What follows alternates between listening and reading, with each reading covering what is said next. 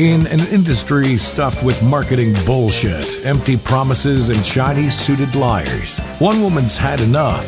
She knows what it's like to have the wrong clients, no money, and no time for fun. But she also knows how to fix it. And on the Business for Superheroes show, she promises to tell the down and dirty truth about business, sales, and running away with the circus. Here's your host, Vicky Fraser. Hello and welcome to the Business for Superheroes show. I'm Vicky Fraser and this is my husband, Joe. Hello. Hello. We are both wearing the warmest things in all the land, aren't we? This house is not warm. This house is not warm, but... Whose idea was it to buy a 17th century cottage in the middle of nowhere? Vicky? Yours? Yours. Well... It was yours idea. I loved it. It was yours idea. It was mine's idea. Yes, I love this house, but yes, I'm looking forward to it not being cold. Joe's actually, he's very lovely because I've been really cold and I pulled a muscle in my neck the other day and I basically had my very first, since we moved in, my very first, I hate this cold, I can't deal with this anymore and I want to live somewhere else moment. And it passed, the day after. But after that, Joe ordered me a package which arrived today and it's the purpliest, fluffiest, snuggliest, hoodiest thing in the world and I'm wearing it right now on top of my Wild Stripes base layer and a fleecy jumper. I'd like to say I was being altruistic and loving as a husband should be, but realistically you were just getting pretty whingy on Skype. Anyway, today we are drinking elephant gin. Elephant gin. Cheers. Have you tried it yet? Yes. Is it nice? Yeah. Well, I'm going to try it. Talk. Well, elephant gin. It's gin made out of elephants. What you need It's not gin made out of elephants. That's take horrifying. your elephant Oh, that's really tasty. and squeeze it. Do not squeeze elephants. Okay, so if you go to Elephant Gin, if you just Google Elephant Gin, you'll go to their website, and a proportion of their profits goes to anti-poaching and elephant conservation. And so it's just basically awesome, and it comes beautifully packaged as well, doesn't it? It does. I paid a little bit extra for some fancy packaging, but you get like a linen box and it's all printed inside with details and each bottle of gin is numbered and named after one of their rescued elephants. It's a nice thing. It's a really nice thing. So we're drinking elephant gin. And the gin's not bad either. The gin is very tasty indeed. So yeah, right. What the hell are we talking about today, Vicky? We're following on from last week, Joe. So what was that? What were we talking about last week? Can't have silence on the radio. We were talking about being different, being more unique. Thinking errors. Yes. So thinking errors. That's right. There were like 5 or 6 of them, weren't there? Yes, there were 5. I was there. I remember it. I remember it well. So the first week of this little mini series was What's this mini series called? How to Be More Interesting. How to Be More Interesting. Okay. In the run up to my book. Okay. Cool. Being released. So the first week 1 was all about why you're a scaredy cat. Okay. Week 2 is how your thinking is holding you back from doing the scary things. And this is week 3, and we are moving on to actually kind of doing something about it and what makes you so special, as per the title of this episode. Okay, fine. But before we go on to that, I just wanted to talk a little bit about the Falcon Heavy test launch that happened the other day. That was pretty cool, wasn't it? Which was completely amazing. I was bawling my eyes out watching it. It was just amazing because it's not just like one of the most exciting and important things to happen in aerospace and general, human advancement in recent decades. It was also a show. Well, he's commercial, isn't he? He's got to be a little bit showy. Yeah, and Elon Musk is completely awesome. And there's people out there who'll say, "Oh, it was just a vanity project, and it's just about making money." And it's like, no, it's not. He has every right to make a shitload of money from what he does because he has built an amazing business. But his vision for the future of humankind is epic. And the stuff that he is doing, not just with aerospace and all of that, but the Tesla cars, it's like they weren't perfect to start with, nothing is. But his vision was to have a green car. Mm-hmm.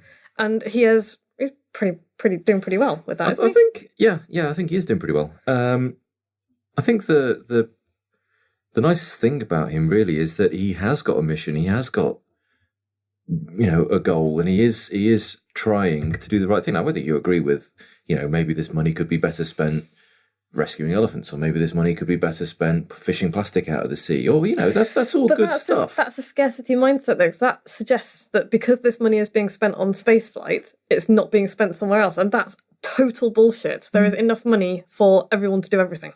But I've seen some criticism of what he's spending the money on. It's his money; he can spend it on whatever he likes. Whatever he wants. But I think he's got a mission and he's going for it, and it's a good one. It is a good one. I know, and I get very, very frustrated when I hear people, when I hear people decrying this kind of thing, because, why are we going to Mars? Because we can, because it's the next thing. If we had stayed behind the first hill when we crawled out of the caves, we would still be stuck there. We go over the next hill, we find out what's around the next corner, and we do it. And all of the stuff that comes out of this kind of endeavour is totally unforeseen stuff that is going to better the human race. Non-stick frying pans. Velcro. All that stuff. A million things that we're going to discover from this mission, which is just, it's very, very exciting, and I don't see any drawbacks to it at all. Yeah. And to be honest, cool. if we're going to, if ultimately we want to survive as a species, or indeed just get to some sort of Star Trekian utopian future, we've got to get off this rock. We do. We should look after this rock and we should do all the right things by this rock, but we need to get off this rock because sooner or later it's going to get swallowed by the sun or hit by a bigger rock. Yeah, I can't remember how many billions of years, but if humanity survives that long, then we're going to have to get off the rock. If we want to evolve into the next thing and become a species that's longer lasting than this planet, we need to get on with it.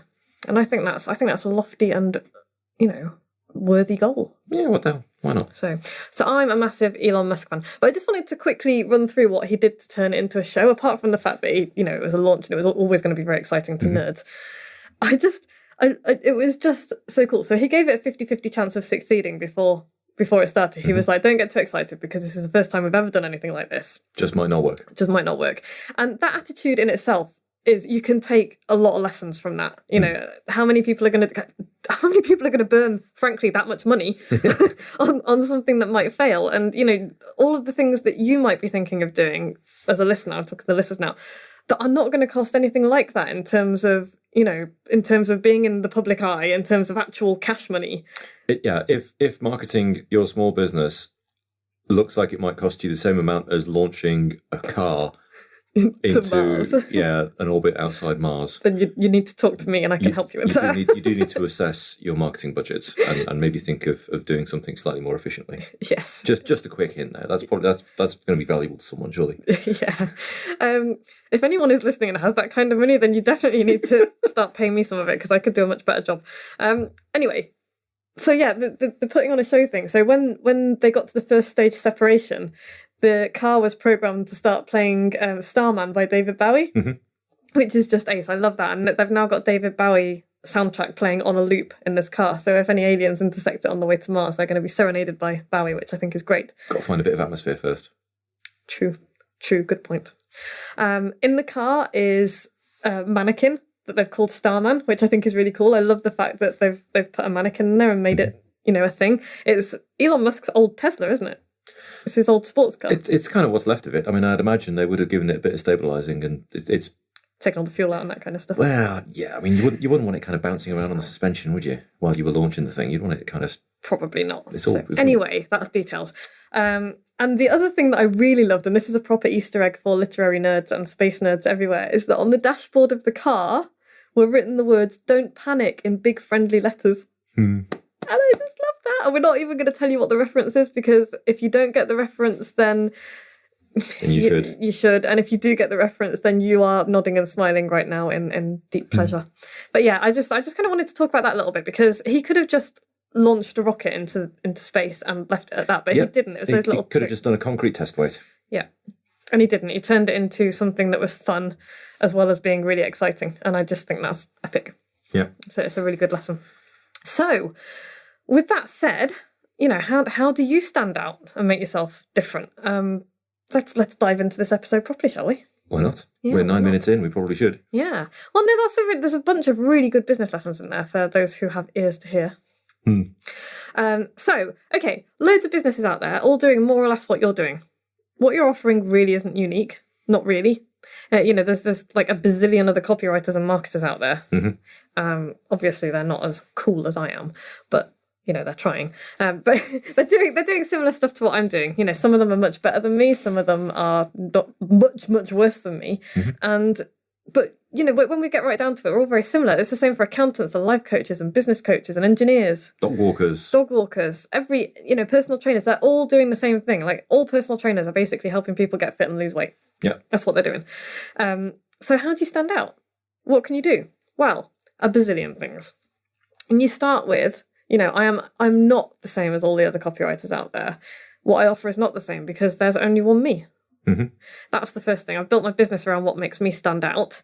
So I would my question to people, and when I was at the meeting last night that I was invited to speak at, it was a bunch of IT professionals, IT business owners. Hi, Kyle. Hi, Kyle. Kyle invited me. Thank you very much, Kyle. It's great fun. I asked them what I'm about to ask you. What makes you different? Why should I choose you instead of the business down the road? Scribble notes while you're listening to this if you're not driving. If you're driving, please don't scribble anything. But, I reckon that you're probably coming up with all of the usual suspects. Stuff like... Service levels. We give really good value. Technical ability. Experience. Quality. Yeah. Delivery on time. All of those things, you've probably seen loads of businesses who boast about all of that stuff, and that's the thing that's, you should choose us because of this, and this. Well, I'm sorry, but they're good things, but they're a minimum requirement of doing business. Yeah. If you're not delivering service or quality or value, then you've got a problem. You're probably not going to be in business for very long. Exactly. But even worse than that, because actually I think there's quite a lot of bad business out there. There's quite a lot of shoddiness. So even worse than listing those things, those answers are really generic. And even worse than that, they're really boring. Yeah. Really boring. I do care about all that stuff, but I expect it as a minimum standard of service. If that's what somebody is peddling as what makes them stand out, then it's a massive snooze fest, frankly. And you can see it. You could go onto almost any random website and that will be the thing that, we deliver value. We deliver on time. It's like, good.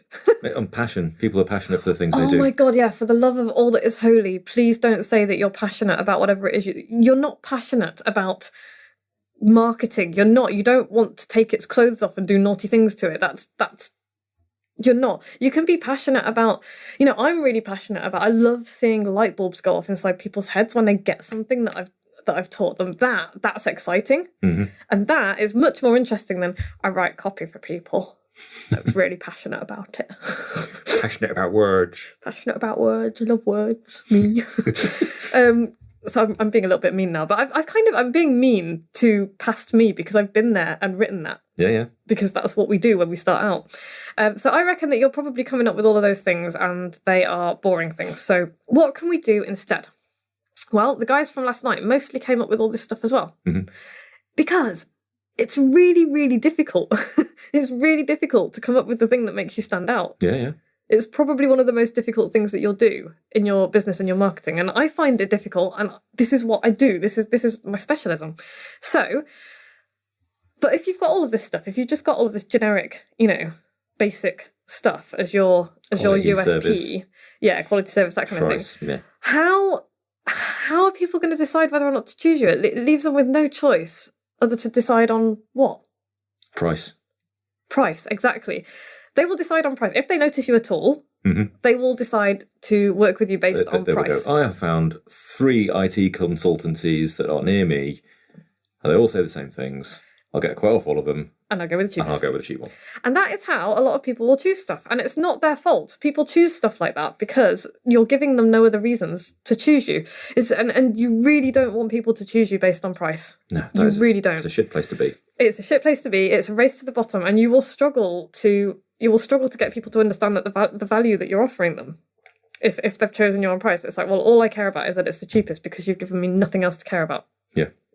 So what are you going to do to stand out? How are you going to make sure that you get noticed in this kind of cacophony of meaningless noise and crappy advertising and brand storytelling? I'm making really sarcastic finger quotes there. Why should I choose you instead of somebody else? That's my question. Most business owners panic a little bit when I ask them what makes them different, because as I said, it's a really difficult thing to do. So, what they normally do is rattle off a whole list of stuff. It's not even just one boring thing, it's like 6 boring things. And the problem with that is that we are talking about USPs here, unique selling propositions. Joe, what does unique mean? There's only one. Yes, there's only one. So if I'm asking you what makes you different and you give me 6 things, there's already a problem there. It's you are going to confuse your potential customer. If they're already kind of floundering around thinking like, I desperately trying to find a reason to pick someone. Yeah, and if you give them then 6 kind of fairly crappy reasons, they're going to be like, oh, too much information, I'm leaving. And I can demonstrate how this can work because, well, I'll come to that in a second, but when you're deciding what makes you more interesting than the guy down the road, you need to be focusing on just the one thing, which is a lot easier said than done, and I get that. Yeah, we have every sympathy for you if you're currently scratching your head wondering what the answer is. Yeah, because apart from the fact that it's, we see what we do from the inside, not from the outside, which makes it a little bit mundane sometimes. But also, there are a lot of aspects to our businesses, and we get quite excited, well, we should get quite excited about many of them. And so it's a bit like asking you to pick your favourite child or your favourite cat. It's a bit tough. So, I could have said a bunch of stuff about me and my business. I write copy that sells. I'm the copywriter who ran away with the circus. I'm an expert in writing words that create a picture in your mind. I'm very good at imagery. I'm a pole dancer. I'm a productivity expert. I will show you how to do more than anybody else that you know in a day kind of thing. I'm a marketing expert as well. I don't just write words, and on and on and on. But the thing that I came up with, and it took me 5 years to come up with this, the thing that I came up with in the end was, I am going to help you be more interesting than your competitors so that they give you money instead of somebody else. And that encompasses all of that other stuff. Yeah. Really nicely. I don't have to say all the other stuff because it's like, I'm going to help you be more fucking interesting. And that in itself is interesting because people are immediately like, they'll either get their backs up because they're like, how very dare you? My service levels are very interesting. Yes. Which is fine because that will start a conversation and I'll be able to be like, well, I don't think you're boring. Actually, I think you're really interesting, but I can't see it in your marketing. Or they'll be like, ooh, well, that does sound interesting. How can I? And they'll be like, well, but I'm boring. My business isn't that interesting. How am I going to be? Yeah. How am I going to make it interesting? And either one of those 2 responses I love because it just, I can see light bulbs going in people's head and it's really good fun. So I wanted to give you an example from Apple. Do you know the MacBook Air? Is that one of the 11-7 Macs that you've bought over the last couple of years? I've bought 2 Macs over the last few years, Joseph. And no, it's not. I got one of the notebooks. Okay. Anybody who's listening who's ever seen any Apple stuff will know the MacBook Air. It's a beautiful thing. It's a nice hardware. Tiny electronic laptop, and it can do loads of really cool stuff, just like the bigger computers can. And when they first launched it, there's a really cool video. If you just like search on YouTube for MacBook Air launch, you'll see Steve Jobs on stage launching it. And is he wearing a polo neck? He is wearing a polo neck. Excellent. Which is his trademark, by the way. And you could become known for something as simple as that. Just saying. But when he launched the MacBook Air, he walked on stage holding a brown manila envelope. And then he took out the MacBook. And that was kind of, and everyone was like, whoa. And the reaction from the crowd is like, whoa, because nobody had ever seen anything like it before. Now, here are its features. Joe's going to list its features when it was. Okay, so here are some of the features of the MacBook Air when it was launched. You could have it with an Intel Core i5 or i7 processor. It had Thunderbolt I/O. It was all flash, no spinny disks. It had a backlit keyboard for all your unlit activity on the internet. Multi-touch trackpad, display, cameras and speakers. It had a pretty good battery. It had connectivity, which I think is possibly a lie because I've got nothing that plugs into a Mac. And it was... they don't care about you though. And they don't care about me. And it was the thinnest notebook. Yeah. And that last one, they could have gone on about all of them, and of course they did list those features later down the page once they'd got people interested. But the thing that really got people interested, the thing that hooked people, was that it was the world's thinnest notebook. Yeah, it's like 4 mil thick and weighs like the same as 3 pieces of paper or something. Yeah. It's ridiculous. And now you might be kind of rolling your eyes and thinking, well, there's loads of that stuff around now. And there is now, but when the MacBook Air was launched, there was nothing like it. It just knocked the socks off every other piece of hardware out there, didn't it? It really did. And, even in terms of the processing power and all the rest of it was much better than most of what was out there. But the thing that they focused on was the simplest, most visually kind of the most tactile, visceral thing which was, it's the world's thinnest notebook. You can stick it in an envelope and pop it in your handbag. Yeah. And that's what they focused on. It wasn't until later on, like on the sales page, that it started going, it's got all this stuff to it. So what are you going to hook people with? That's what I'm trying to get you to think about is, what are you going to hook people with? All of the other stuff is really important. All of the specs. If it was the thinnest notebook, but it did nothing, then it's pointless. Nobody would buy it. Yeah, but you have to get their attention with that thing that's going to make them go, oh my goodness. And the fact that he launched it on stage with an envelope was a pretty smart thing to do as well. And by the way, you don't have to be Steve Jobs and have a world stage to do that kind of thing. If you're launching something with a really funky feature that nobody's seen before, then you can do you've got access to the whole world with the internet. You can just make a video about it and demonstrate, how thin your laptop is or whatever it is that you're selling. It's not a difficult thing to do. It just requires a little bit of thinking about things from a different angle, I think. Indeed. So, okay.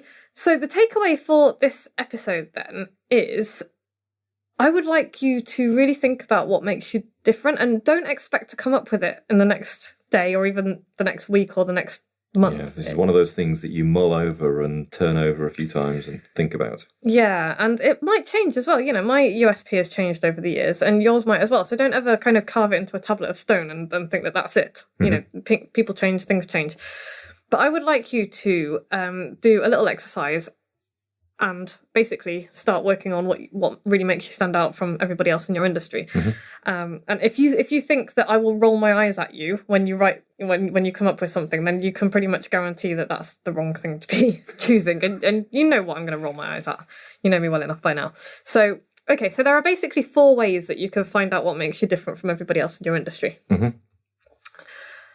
Way number A, you can simply pick one of your features and benefits, but make sure that it's not on that list of generic features and benefits that... Passionate about plumbing. Yeah. No.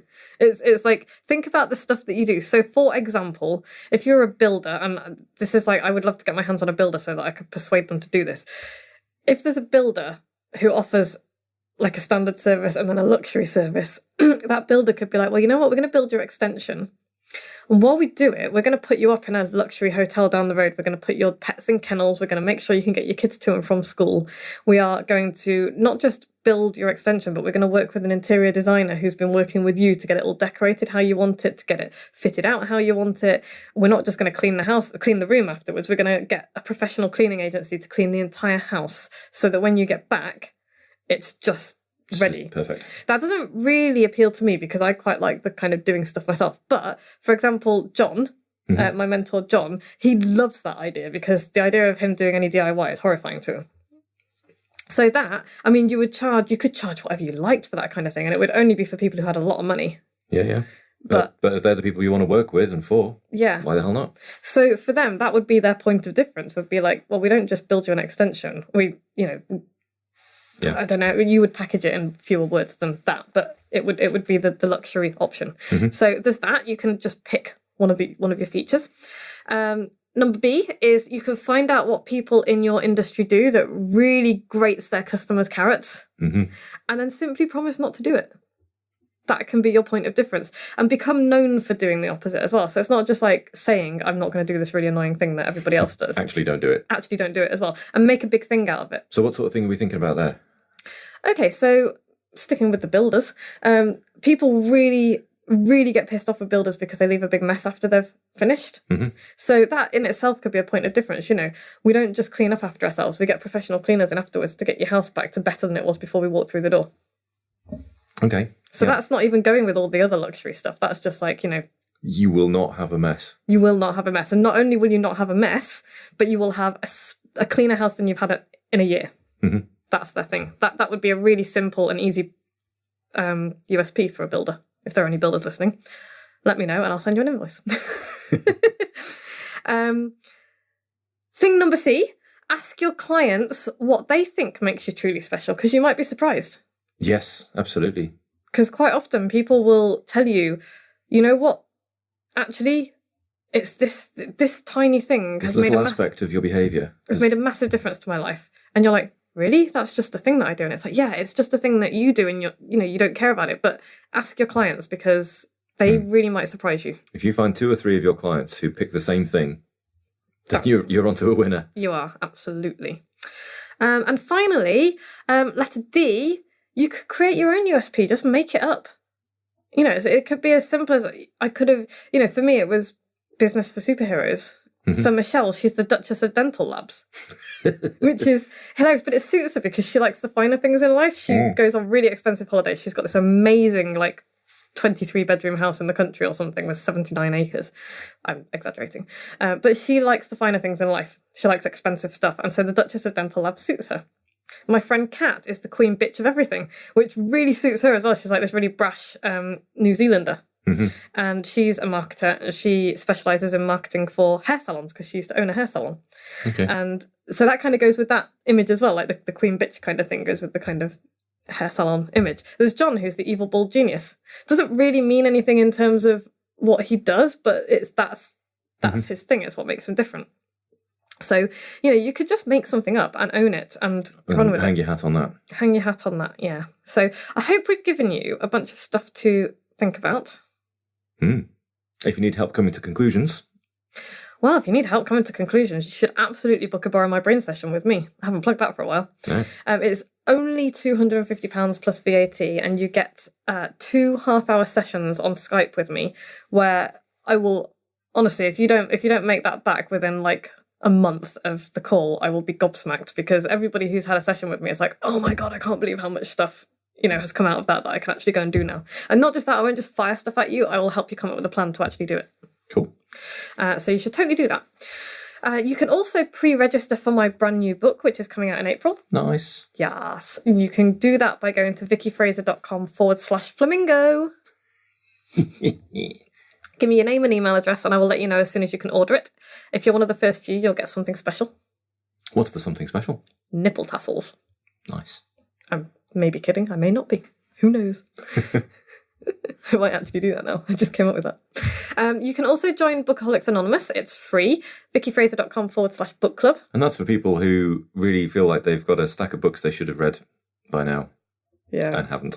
Yeah. It's mostly a vehicle for making Vicky read the books that she buys. Yeah, honestly, it's there to serve me because I wanted to read the books. I didn't want to just read the books. I wanted to use the knowledge from the books as well. So this isn't a glass of wine and a chat about the Time Traveller's Wife. This is it could be a glass of wine. This is business books. It could be a gin and tonic.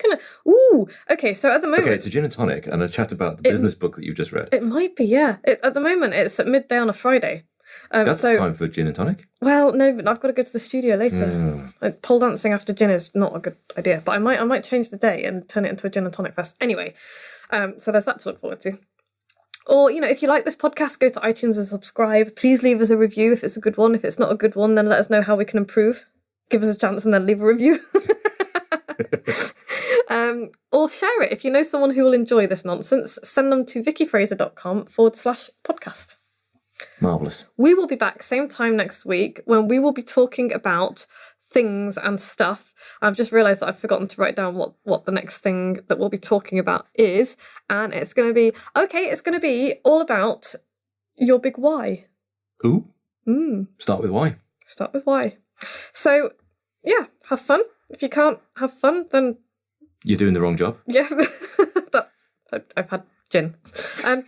Okay, thanks, Joe. No worries. Take care. Bye. Bye.